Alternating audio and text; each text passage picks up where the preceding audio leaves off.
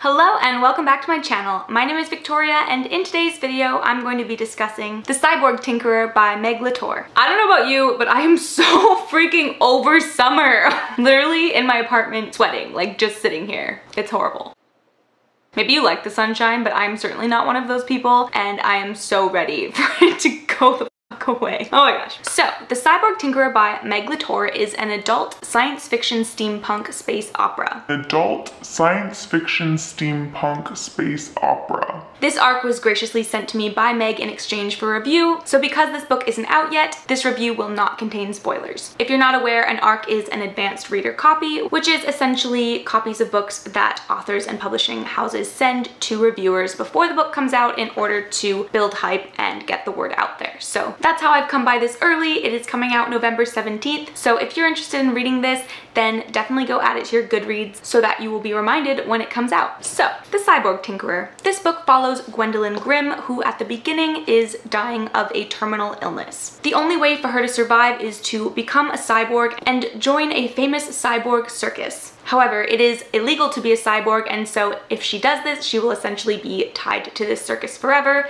and becoming a cyborg also comes with memory loss of your former life. When faced with the choice between this and death, Gwen obviously chooses to become a cyborg. She then begins a career as a cyborg tinkerer, or the person who works on the cyborg parts for the cyborgs who are in the circus. It quickly becomes apparent that the circus is heading for bankruptcy, and so in order to save it, the leader of the circus decides to host a deadly competition, which will ultimately select the top 10 cyborgs who will be allowed to remain with the circus. The rest have their cyborg implants forcibly removed by Gwen against her will. If they survive the procedure, they are then banished from the circus. However, when Gwen finds herself falling for both a performing acrobat and the man running the circus, she must choose who to protect. If she sides with the ringleader, she may end up having to harvest this acrobat, but if she sides with the acrobat, she may risk being kicked out of the circus forever. Or worse, having her own cyborg parts removed and being condemned to death.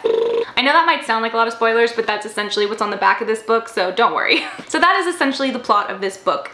When I first heard about this book, I knew that I had to read it. I am obsessed with steampunk, and this book is extremely gay. So as a queer woman, I was like, yes, please give me all that diversity in genre fiction. The protagonist is bisexual, and this book also features a polyamorous romance. In the main cast, we also have a gender fluid / trans character, as well as a few other queer sexualities and identities. I do want to say right up front, if you are thinking of reading this book based on my review, my channel usually focuses on children and young adult books, so I just want to clarify that this book is adult. It is extremely explicit in the sex scenes and the descriptions of violence, so if you're younger, I would say maybe consider waiting to read this one or giving it a pass altogether. If we were to put it in movie terms, I would probably give this an R rating or even higher maybe, so read with caution. I know a lot of you are into Sarah J. Maas, which has a lot of sex, but this is the next level in terms of the graphic descriptions. So be warned, this is definitely an adult book. It is not intended for young readers. There are several reasons I enjoyed this book. First of all, as I said, it's steampunk, which is amazing. You don't often see female-led fantasy and science fiction, so it was really refreshing to see that. And also, of course, to have such a diverse cast of characters. This book also takes inspiration from fairy tales, such as Sleeping Beauty and Beauty and the Beast, so I thought that was an interesting element as well. It's not quite a retelling. Meg LaTorre describes it as a fairy tale mashup. After reading it, I would say that is accurate. I kind of went into it thinking it was more of a retelling, but it's really more like there are hints and little references to fairy tales in order to give us sort of the familiar tropes, but to present them in a new way, so it's definitely not a fairy tale retelling. But there are some fun, playful elements drawn from familiar fairy tales, which helps to ground it when it might be an unfamiliar genre for a lot of people. If you saw my Goodreads review of this, you'll have seen that I gave it 3.5 stars. So without giving you any spoilers, I'll explain a little bit why. Things I did like I said, I enjoyed the plot and the diversity. I think those are the two strongest points of this book. The writing itself is very competent. The sentences are all fine,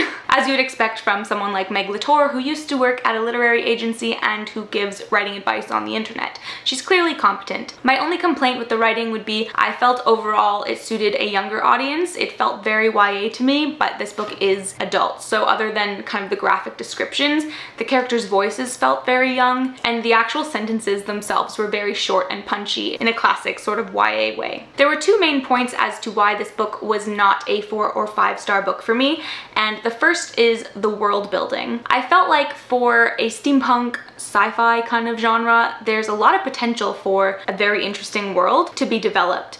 But we are given very little information, and the plot mostly just revolves around the characters' relationships. For example, we know that being a cyborg is illegal in this society, and it was made illegal in recent years within our main character's lifetime. But we're never given any reason why this is the case or how this developed, which I feel like is quite a loss, because for me it seems like the book was using this as a metaphor for oppression in our world and even racism or prejudice. But you can see in the context of our world how history has developed those ideas. Of course, I'm not saying that that justifies it, but just everything is connected to real world problems, historical events, circumstances, which lead people to become prejudiced.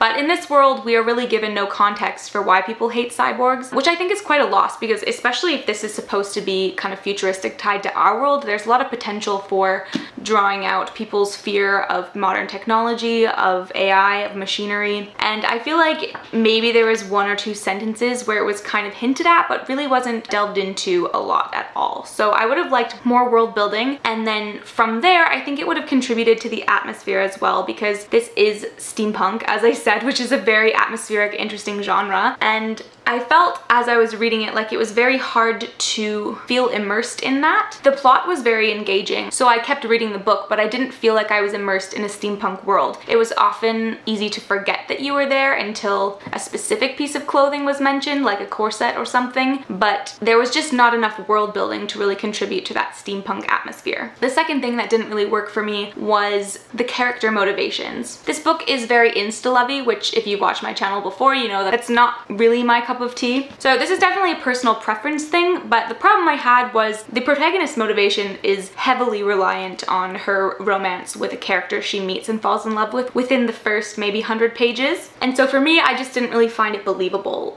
There wasn't enough build-up in terms of emotional connection for that to make sense to me. They had a lot of sexual chemistry, and both of them were obviously very interested in each other, but I don't think that that necessarily equates to an immediate, you're the love of my life, I will sacrifice everything for you, etc.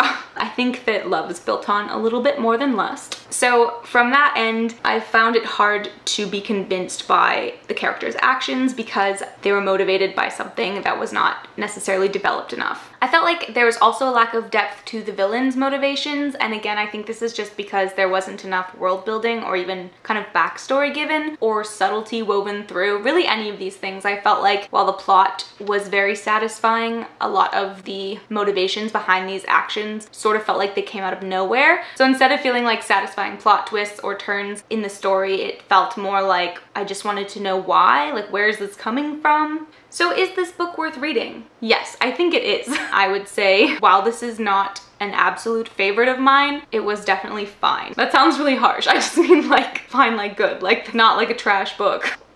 Okay, basically to sum up, I think that this book is worth reading because the plot is very interesting, but more than that, I think it holds a very unique place in the market. There are so few, as I said, queer, female-driven books in fantasy and science fiction, and so I think this is extremely fresh and really offers something to the genre. So for that reason, I definitely think that this should be a read of yours if you're interested in adult steampunk with a heavy romance subplot. That said, it still did have problems for me, and so was overall just okay. Sidebar, everyone in this book is super horny, so if you don't like reading about characters who just constantly notice how hot everyone is and how they are looking for a good time, then maybe give this one a pass. But if you're just out here for the like, everybody's hot and I want some of that hotness, then like maybe this is for you. It's been so long since I filmed a video, I just feel so awkward.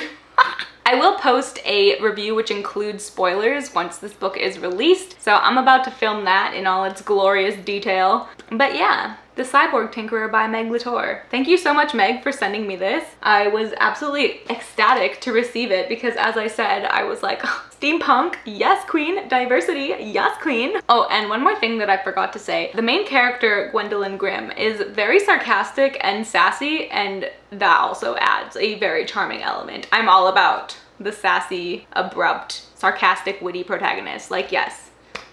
Give to me. So that is all for this video. Make sure you add the Cyborg Tinkerer to your Goodreads TBR if you're interested in reading this. It comes out November 17th of 2020, so get ready. Thank you so much to Meg LaTorre once more, and thank you to all of you for watching this video. If you liked it, make sure you give that video a like and leave a comment below with your thoughts on whatever. I will see you in the next video.